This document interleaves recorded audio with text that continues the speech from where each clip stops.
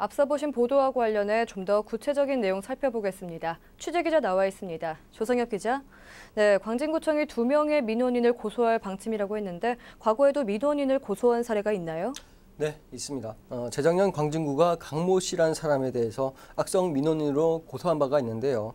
강모 씨는 시도 때도 없이 구청에 전화를 걸어서 주차 단속을 해달라며 하루에 100건 이상 민원을 제기하기도 했습니다. 근데 강 씨가 제기한 민원 중 4분의 1 이상이 허위 신고였고요. 결국 강 씨는 벌금형에 처해졌습니다. 그럼 이번 고소도 허위 신고에 의한 것인가요? 네, 그렇진 않고요. 민원인 2명 중 한 명의 경우는 허위 신고라기보단 지나치게 민원을 많이 올리기 때문이라고 봐야 할 것 같습니다. 다량의 민원을 제기하면서 공무원들의 행정력 낭비를 초래하고 있다는 겁니다. 다른 한 명의 경우는 앞서 보신 보도에서 나왔듯이 구청에서 행패를 부렸다는 건데 이에 대해선 구청과 민원인의 의견이 엇갈리고 있습니다. 구체적으로 어떤 내용이죠? 네, 9가지 정도의 혐의가 있는데요. 우선 민원인이 철거용 망치를 휴대하고 공무원을 협박했다는 건데요. 구청에선 체증 자료가 있다고 말하고 있습니다. 하지만 민원인은 건축업이 본업이다 보니까 망치를 휴대한 적은 있지만 협박한 적은 없다고 말합니다.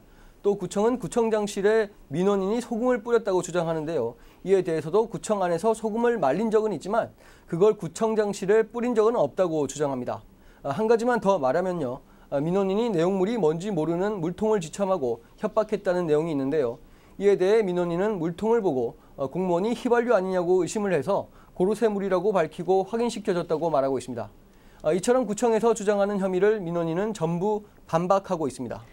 그럼 취재 과정에서 구청이 말하는 체증 자료는 아직 확인이 안 된 건가요? 네, 안타깝게도 자료는 확인할 수가 없었습니다.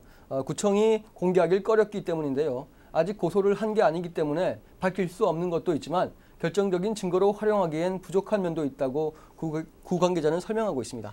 그렇다면 이렇게 악성 민원인으로 규정하는 기준이나 또 고소를 진행하는 기준이 있나요? 딱히 기준이라고 할 건 없습니다, 사실. 다만 경범죄 처벌법 제3조를 보면 공무 수행 중인 자의 업무를 방해한 사람에 대해 20만 원 이하의 벌금, 구류 또는 과료의 형으로 처벌할 수 있다고 돼 있고요. 형법 제136조에 따르면 공무원에 대해 폭행 또는 협박한 자는 5년 이하의 징역 또는 1,000만 원 이하의 벌금에 처한다고 돼 있습니다. 군은 이런 법적 근거를 토대로 고소를 준비하고 있는 거고요. 또 최근 단순 반복적인 민원을 올리는 사람에 대해서도 공공기관이 악성 민원인으로 규정하면서 악성 민원인에 대한 범위가 조금 넓어졌다고 봐야겠습니다. 그런데 또 달리 보면 요즘은 스마트폰 앱 등 민원을 제기할 수 있는 경로가 다양해지지 않았습니까? 그만큼 민원을 제기하는 사람들이 많다는 의미도 될 텐데요. 그런데 단순히 민원을 많이 제기한다고 악성 민원인으로 치부하는 건 억울한 면이 없지 않아 있죠.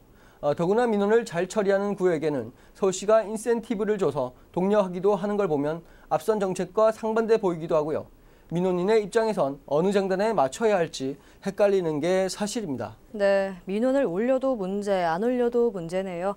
무엇보다 악성 민원을 판단하는 구체적인 잣대 마련이 시급해 보입니다. 네. 오늘 말씀 잘 들었습니다.